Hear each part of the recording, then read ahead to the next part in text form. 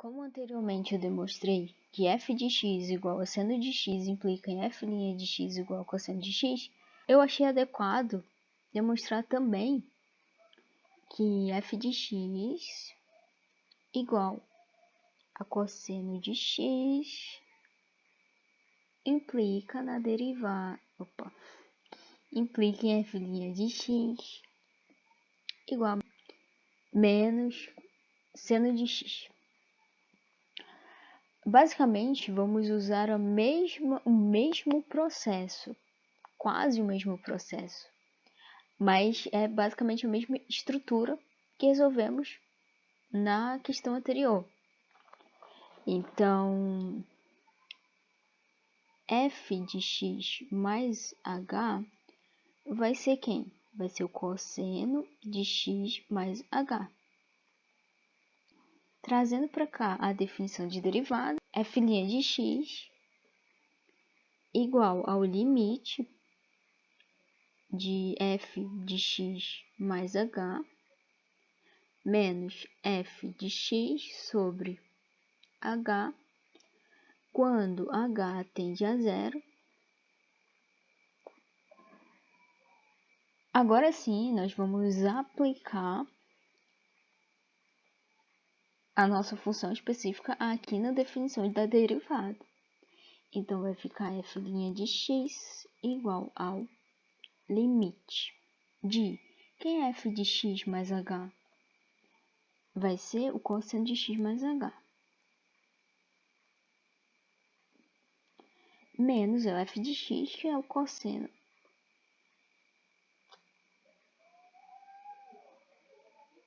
de x sobre h, quando h tende a zero. Então, aqui, a gente chegou em cosseno de x mais h menos cosseno de x sobre h.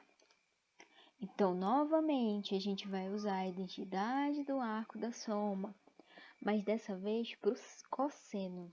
A gente fala o seguinte, beleza, se tu tem o cosseno de x, se tu tem o cosseno de a mais b, então tu pode reescrever isso como cosseno de a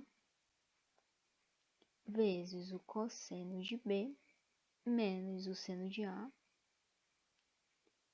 vezes o seno de b. Tu viu, né? Que tem uma diferença aqui entre as duas propriedades. Essa daqui foi diferente da anterior. Então, eu vou aplicar essa propriedade aqui na minha função. Então, f' de x é igual ao limite de cosseno de x vezes o cosseno de h menos o seno de x vezes o seno de h. Então, eu apliquei a propriedade na minha função. Agora, eu vou repetir todo o resto que a gente não alterou. Menos cosseno de x sobre h. Percebe o seguinte, o cosseno de x repete aqui e aqui. Então, vou fazer aqui aquele mesmo processo que eu fiz anteriormente, enfim. Então, eu vou trazer o cosseno de x para cá, para ficar junto, para vocês verem um negócio aqui, muito interessante. Inclusive, vocês já viram anteriormente, né? Então, não é novidade.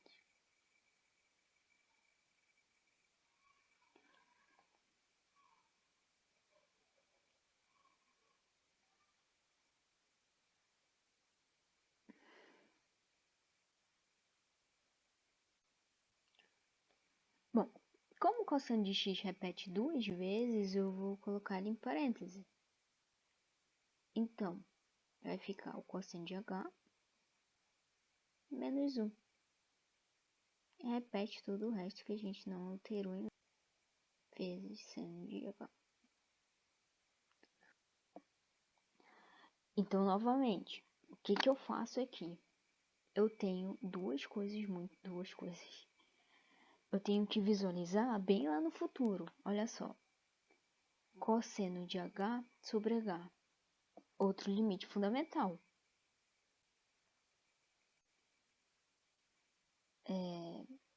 Seno de h sobre h. Outro limite fundamental.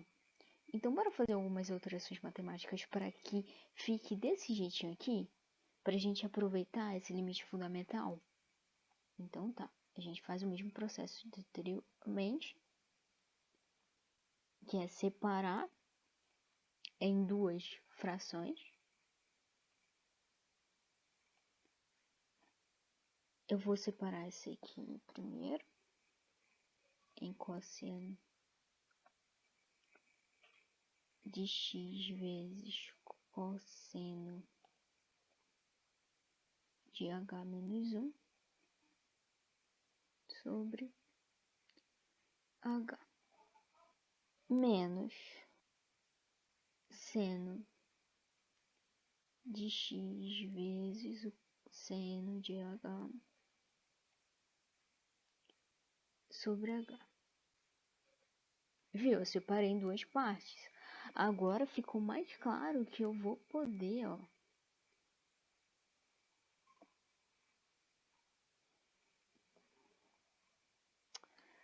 Beleza. Usando a propriedade de limite que eu usei anteriormente também.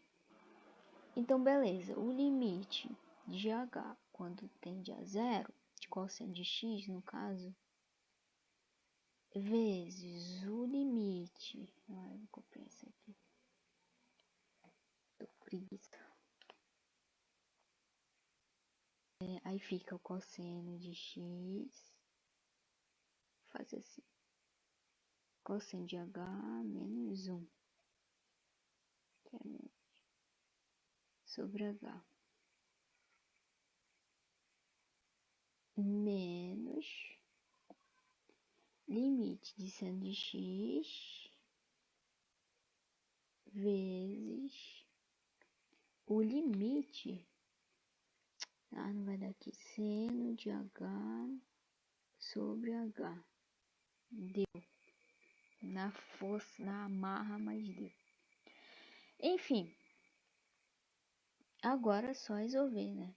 Ficou mamão com açúcar pra gente aqui. Quem é o limite de cosseno de x quando h tende a zero? É o próprio cosseno de x. Vezes, quem é o limite de cosseno de h menos 1 sobre h? É zero, que é um limite fundamental, enfim. Menos, quem é o limite de seno de x quando h tende a zero? É o seno de x. Vezes o limite de seno de h sobre h. Esse aqui é 1. Então, beleza. Agora, resolvendo aqui, ó, que ficou mil maravilhas. Esse aqui vai zerar. E tem um elemento neutro aqui. Então, vai ficar menos seno de x. Ok, demonstramos que f de x igual a cosseno de x implica realmente em f' de x igual a menos x. Seno de x, desculpa. É isso aí. Como a matemática é linda, né?